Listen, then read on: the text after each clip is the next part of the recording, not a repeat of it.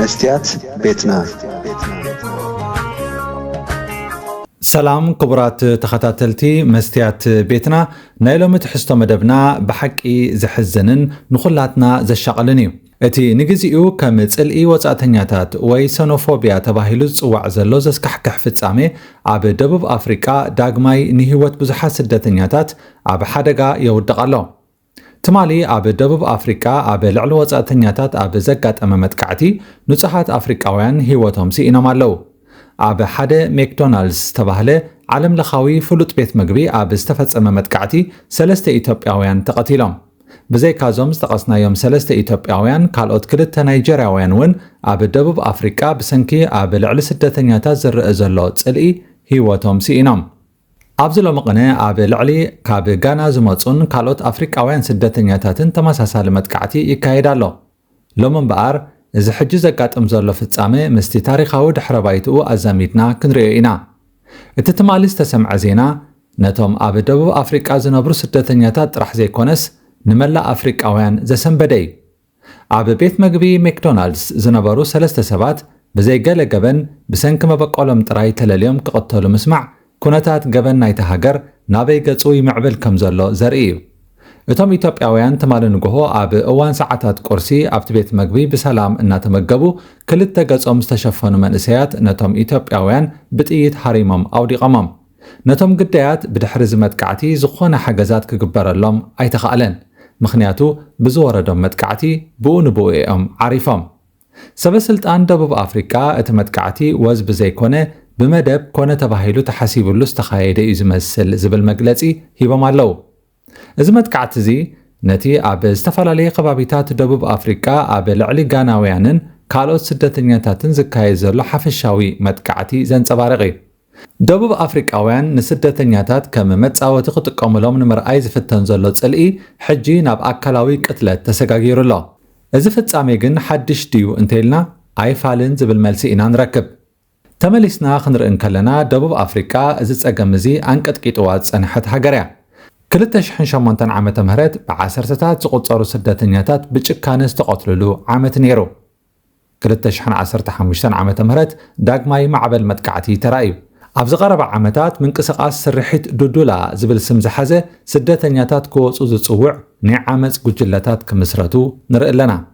እዞም መጥቃዕትታት እዚኦም ናይ ባዕሎም ስልታዊ ቅርጺ ኣለዎም መብዛሕትኡ ግዜ ኣብቶም ንግዳዊ ንጥፈታት ዘካየዱ ስደተኛታት ኣተኪሩ ንብረቶም ብምቅጻል ድኳናቶም ብምዝማትን ኣብ መወዳእታ ድማ ህይወቶም ብምቕታልን እዩ ዝገሃድ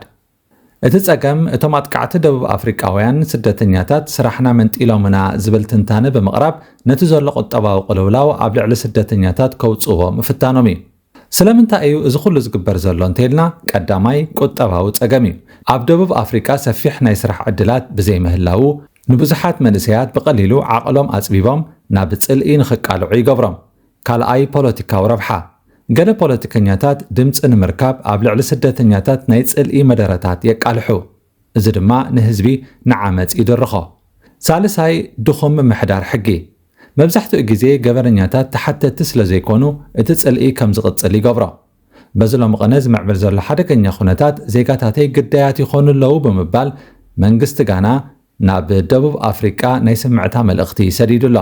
ሰበስልጣን ደቡብ ኣፍሪካ ከዓ ንኣኽበርቲ ጸጥታ ኣብ ልዕሊቶም ጎነፅ ዝጥቀሙ ዘለዉ ደቡብ ኣፍሪካውያን ሓያል ስጉምቲ ክወስዱ ትእዛዝ ኣመሓላሊፎም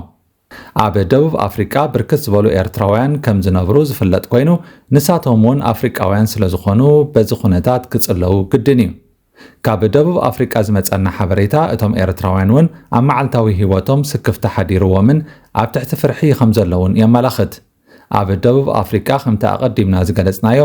ቦታ ስራሕ ስደተኛታት ኣብ ዝተፈላለየ ንግዳዊ ንጥፈታት ዝካየደሎም ዕሙራት ጎደናታት ስለ ዝኾነ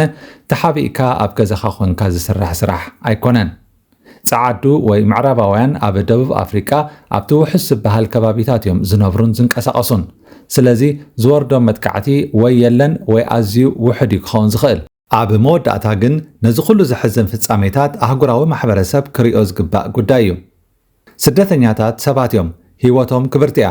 መንግስቲ ደቡብ ኣፍሪካ ነዚ ዓመፅ እዚ ደው ከብልን ንስደተኛታት ውሕስነት ከረጋግፅን ብትሪ ንጽውዕ ዜጋታት ደቡብ ኣፍሪካውያን ብዘይፍልሊ ንስደተኛታት ክከላኸሉ ንምሕፀን እትጸገም ንስደተኛታት በመቅታል ዝፍታሕ ዘይኮነስ ብምትሕብባርን ሰላም ብምውሓስን ጥራሕዩ ክእለ ዝኽእል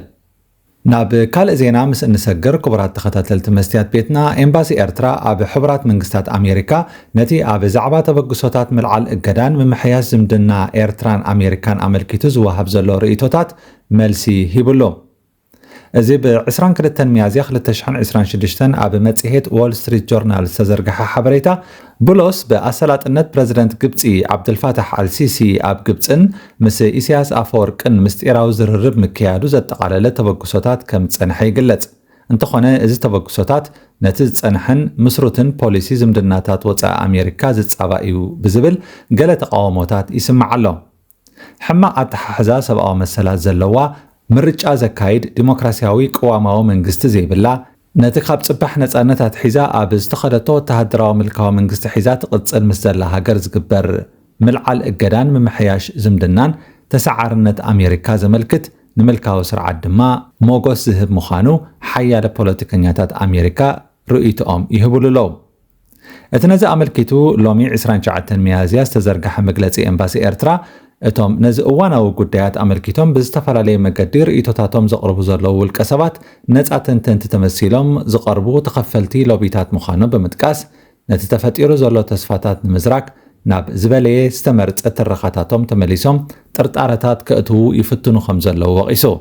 ንዳግመ ምምሕያሽ ዝምድና ኣሜሪካን ኤርትራን ኣመልኪቱ ኢሳያስ ኣብ ዝሓለፈ ጥሪ ምስ ቴሌቭዥን ኤርትራ ኣብ ዝገበሮ ቃለ መሕትት እውን ተመሳሳሊ ብድሆታት ከም ዘሎ ኣሚቱ ምንባሩ ይዝከር ኤምባሲ ኤርትራ ኣብ መግለጺኡ እቲ ኣብ ልዕሊ ኤርትራ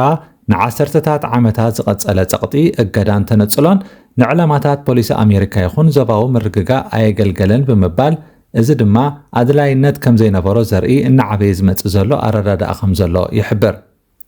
እዚ ሱር ዝሰደደ ወገናውነት ዘለዎ ትረኻታት ብዘይ ጭቡጥ ምርትዖታት ኣብ ማሕበራዊ መራኸቢታት ምድግጋሙ ኮኔልካ ነቲ ዝግበር ዘሎ ጻዕርታት ንምትዕንቃፍ እዩ ክብል እውን እቲ ኤምባሲ ይኸስስ እቲ መግለጺ ኤርትራ ካብ ጽባሕ ነፃነታ ኣትሒዛ ኣብ ልኡላውነት ዝተሰረተ ጽግዕተኛነት ዘርሕቕ ፖሊሲ ክትክተል ከም ጸንሐት ጠቒሱ ኣብ ንግድን ወፍርን ሃገራዊ ዋንነት ዘቐድም ሓበራዊ ረብሓታት ክትክተል ከም ጸንሐት ይገልጽ እቶም ነዚ እዋናዊ ተበግሶታት ምምሕዳር ትራምፕ ምቅዋም ድምፆም ዘስምዑ ዘለዉ ኣሜሪካውያን ፖለቲከኛታት እገዳ ዝለዓል ሓንቲ ሃገር ጭቡጥ ውሽጣዊ ለውጢ ምስ እተመዝግብ ምዃኑ ብምጥቃስ ኣብ ኤርትራ ግን ዝኾነ መዋቕራዊ ምምሕያሽ ኣብ ዘይተረኣየሉ ስጉምቲ ይውሰድ ምህላው ንኣሜሪካ እንታይ ረብሓ ኣለዎ ብምባል ከም ስትራቴጂያዊ ፍሽለት ክገልጽዎ ይስምዑ ኣለዉ ነዚ ዝነጽግ መግለጺ ኤምባሲ ኤርትራ ኣብ ሕቡራት መንግስታት ኣሜሪካ ከዓ እዚ ከምዚ ዓይነት ትረኻታት ሰላም ኣየምፅን ንስትራቴጂያዊ ረብሓታት ኣየገልግልን ይብል ክቡራት ተኸታተልቲ መስትያት ቤትና ንሎሚ 29 ሚያዝያ 2026 ዘደረናዮ ትሕዝቶ ኣብዚ ክንዛዝም ኢና ጽባሕ ብኻልእ ኣርእስቲ ክሳብ ንራኸብ ደሓን ጽንሑ መስትያት ቤትና መስትያት ቤትና ንሓቀኛ ምስሊ ኤርትራ ንምንጽብራቕ ዝተፈላለዩ ጽሑፋት ተንቀሳቓሲ ምስልታትን ቃለ መሕትታትን ሒዛ ብዘካርያስ ክብረኣብ እናተዳለወት እትቐርብ መደብ እያ كفوت لساني من يزعصوني عيسجدن علي عبطاقوت ملاخي قطاوخ قنا مسلي فتحي